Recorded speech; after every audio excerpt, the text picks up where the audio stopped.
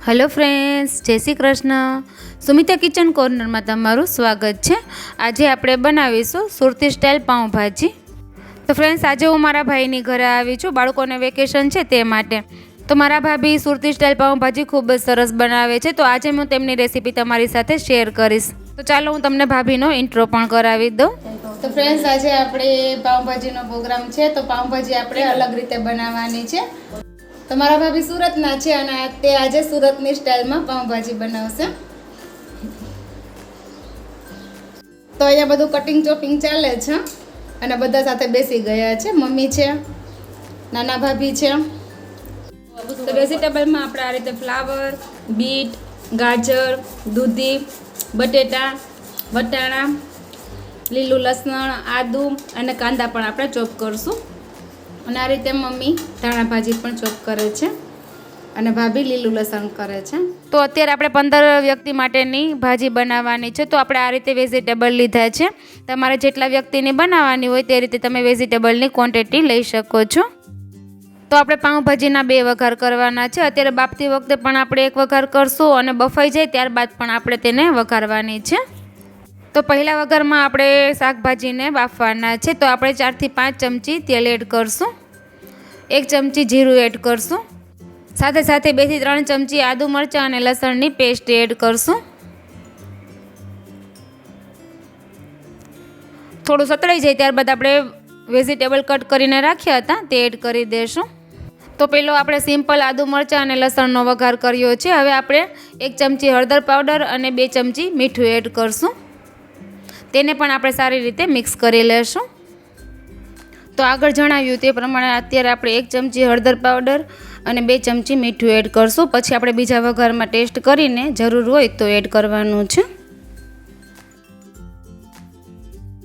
તો આ રીતે બધું મિક્સ થઈ જાય ત્યારબાદ તેમાં આપણે પાણી એડ કરશું। આપણે વેજીટેબલને બાફવાના છે, તો 2 ગ્લાસ પાણી એડ કરશું। આપણે શાકભાજીને થોડું ઉપર પાણી રહે તેટલું પાણી એડ કરવાનું છે।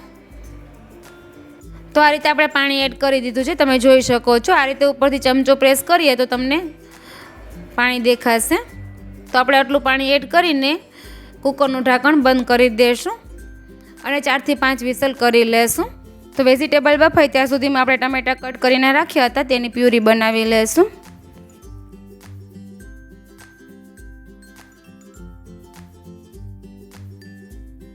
અને સાથે આપણે આદુ મરચાં અને લસણની પણ પેસ્ટ તૈયાર કરી લેશું। અને ભાભીએ આ રીતે લાલ મરચાં પલાળ્યા છે, તેનું પણ આપણે લાલ મરચાં અને લસણ એડ કરીને લાલ ચટણી તૈયાર કરશું। તો આ રીતે આપણે ટમેટાની પ્યુરી તૈયાર છે અને મરચાં પણ પલાળી દીધા છે અને ડુંગળીની પણ પેસ્ટ તૈયાર કરી લેશું। તો આ રીતે આપણે વઘાર માટે ટમેટા, ડુંગળી, આદુ મરચાં, લસણ અને ટમેટાની પ્યુરી તૈયાર કરી ત્યાં સુધીમાં આપણા વેજીટેબલ પણ સરસ બફાઈ ગયા છે। હવે આપણે પાઉંભાજીનો વઘાર કરી લેશું। તો આગળ જણાવ્યું તે પ્રમાણે આપણે પાઉંભાજીનો બીજો વઘાર કરવાનો છે। તો તેના માટે આપણે પેનમાં 4 થી 5 ટેબલસ્પૂન તેલ અને 3 થી 4 ટેબલસ્પૂન બટર એડ કરશું। તેલ અને બટર થોડું ગરમ થાય ત્યાં સુધીમાં આપણે બાફેલા વેજીટેબલને મેશ કરી લેશું। તો આ રીતે પોટેટો મેશરની મદદથી આપણે વેજીટેબલને મેશ કરી લેશું।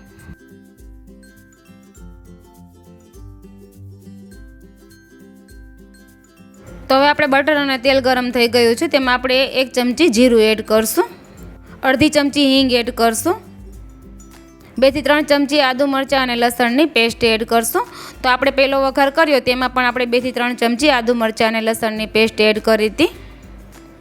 તો લસણનો કાચો ટેસ્ટ નીકળી જાય ત્યાં સુધી તેને આપણે સાતળી લેશું। ત્યારબાદ તેમાં આપણે ટમેટાં અને ડુંગળીની પ્યુરી એડ કરશું। બધું બરાબર મિક્સ કરી લેશું। ટમેટાં અને ડુંગળીનો કાચો ટેસ્ટ નીકળી જાય અને સાઈડમાં તેલ સેપરેટ થાય ત્યાં સુધી થવા દેશું। તો તમે જોઈ શકો છો વઘારમાં સાઈડમાં તેલ સેપરેટ થઈ ગયું છે, છૂટું થઈ ગયું છે। હવે આપણે મસાલા એડ કરશું। તો અડધી ચમચી હળદર પાવડર એડ કરશું। તો આપણે આગળ વેજીટેબલ બાફ્યા ત્યારે પણ હળદર એડ કરી હતી, તો અહીંયા ધ્યાનથી એડ કરવાની છે। 3 થી 4 ચમચી ધાણા જીરું પાવડર એડ કરશું અને સાથે સાથે આપણે લાલ મરચાં અને લસણની પેસ્ટ તૈયાર કરીને રાખી હતી તે 2 ચમચી એડ કરશું। અને ભાજીમાં એકદમ સરસ લાલ કલર દેખાય તે માટે આપણે 3 ચમચી કાશ્મીરી લાલ મરચું એડ કરશું। તો આ મરચું તીખાસમાં થોડું ઓછું હોય છે, તો આપણે 3 ચમચી એડ કર્યું છે। 3 ચમચી પાઉંભાજી મસાલો એડ કરશું. તો અત્યારે આપણે એવરેસ્ટનો પાઉંભાજી મસાલો એડ કર્યો છે. તમને જે બ્રાન્ડનો પસંદ હોય તે કરી શકો છો. અને તેને પણ બરાબર મિક્સ કરી લેશું. તો આપણે પાઉંભાજીની ગ્રેવી એકદમ સરસ સતળાઈ જાય અને તેલ ઉપર સેપરેટ થાય ત્યાં સુધી થવા દેશું. તો મારા ભાભી પણ બ્યુટિશિયન છે, તે પાર્લર ચલાવે છે. તો મારા ભાભી થોડા રસોઈમાં એક્સપર્ટ છે, તેની રસોઈ ખૂબ જ સરસ બને છે. તો મારા ભાભી સાથે પણ હું એક વિડીયો બનાવું છું. અને એક મુઠ્ઠી વટાણા આપણે ગ્રેવીમાં પણ એડ કરી દઈશું. વટાણાને ચડતા વાર નથી લાગતી, તે ગ્રેવીમાં એકદમ સરસ ચડી જશે અને તેનો પાઉંભાજીમાં દેખાવ પણ સરસ આવશે.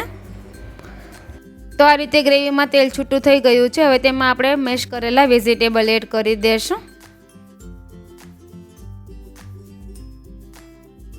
તો આ રીતે આપણે ગ્રેવીમાં મેશ કરેલા વેજીટેબલ એડ કરી દીધા છે. હવે બધું બરાબર મિક્સ કરી લેશું. તો મેશ કરેલા વેજીટેબલ એડ કરીએ ત્યારબાદ તેને આપણે 5 થી 7 મિનિટ ઉકળવા દેશું. તો આપણે સુપર ટેસ્ટી અને સ્વાદમાં લાજવાબ એવી સુરતી સ્ટાઇલ પાઉંભાજી તૈયાર છે. છેલ્લે લીલા ધાણા એડ કરશું.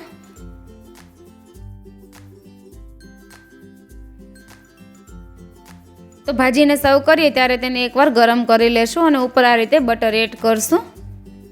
ભાજી તૈયાર છે અને ભાભીએ આપણે ટેસ્ટ માટે ભાજી ચખાડવા આપી છે. તો આપણે ભાજી ટેસ્ટ કરી લેશું. ભાજી મસ્ત બની છે. થેન્ક યુ દીદી.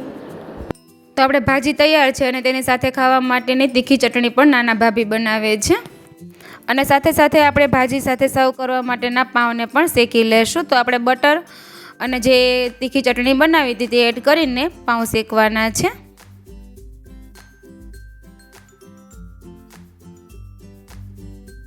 તો ફ્રેન્ડ્સ, તમને મારા ભાભીની સુરતી સ્ટાઇલ પાઉંભાજીની રેસીપી પસંદ આવી હોય તો એકવાર ચોક્કસથી ટ્રાય કરજો અને તમારા અનુભવ મને કોમેન્ટ બોક્સમાં જરૂરથી શેર કરજો. અને હજુ સુધી ચેનલને સબસ્ક્રાઈબ ન કરી હોય તો ચેનલને સબસ્ક્રાઈબ પણ કરી દેજો અને બાજુમાં બેલ આઇકનને પ્રેસ કરજો જેથી મારા આવતા વિડીયોની નોટિફિકેશન તમને સૌથી પહેલાં મળે. બાય બાય ફ્રેન્ડ્સ, ફરી મળીશું એક નવી રેસીપી સાથે. Thank you for watching.